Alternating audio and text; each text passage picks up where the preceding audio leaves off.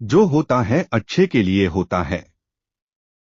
एक बार एक forest officer की तैनाती एक जिले में हुई जहां काफी घना जंगल था और बहुत सारे जंगली जानवर रहते थे।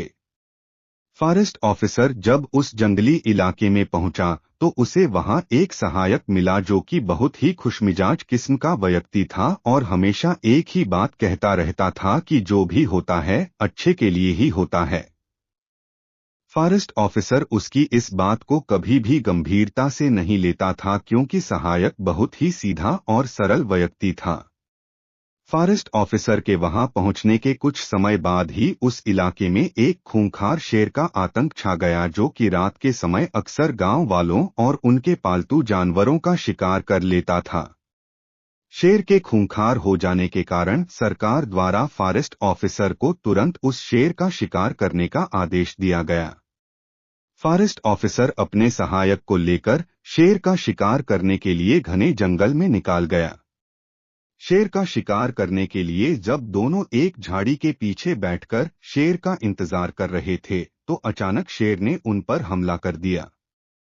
शेर के हमले के कारण फॉरेस्ट ऑफिसर के हाथ से खून बहने लगा। फॉरेस्ट ऑफिसर ने तुरंत अपने बंदूक से गोली चला दी जिससे गोली की आवाज सुनकर शेर तुरंत वहां से भाग गया। फॉरेस्ट ऑफिसर के हाथ को जख्मी देखकर सहायक ने कहा कि सर जो हुआ अच्छा ही हुआ, आपके केवल हाथ में चोट लगी है लेकिन जान तो बच गई है। शेर के भाग जाने और अपने हाथ के जख्मी हो जाने के बाद अपने सहायक के मुंह से ऐसी बात सुनकर फॉरेस्ट ऑफिसर बहुत नाराज हुआ और गुस्से में उसने सहायक को एक थप्पड़ मार दिया। उसने सहायक को कहा कि वह उसके सामने से तुरंत चले जाए और वह अब अकेले ही शेर का शिकार करेगा।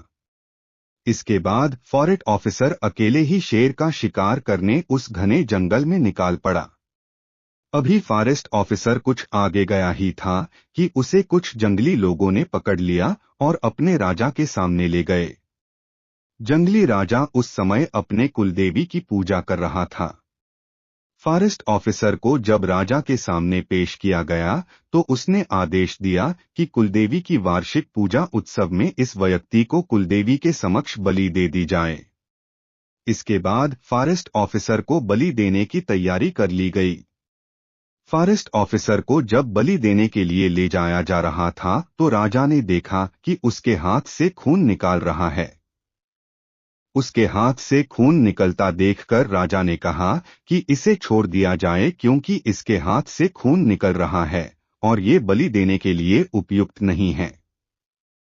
राजा ने कहा किसी ऐसी व्यक्ति को पकड़ के लाओ जो बिल्कुल स्वस्थ हो, तभी उसकी बलि दी जा सकती है। अपने राजा से आदेश पाकर जंगली लोगों ने फॉरेस्ट ऑफिसर को छोड़ दिया। फॉरेस्ट ऑफिसर अपनी जान बचाकर भागा और सीधे अपने ऑफिस पहुंचा जहां कि सहायक उसके इंतजार में बैठा था।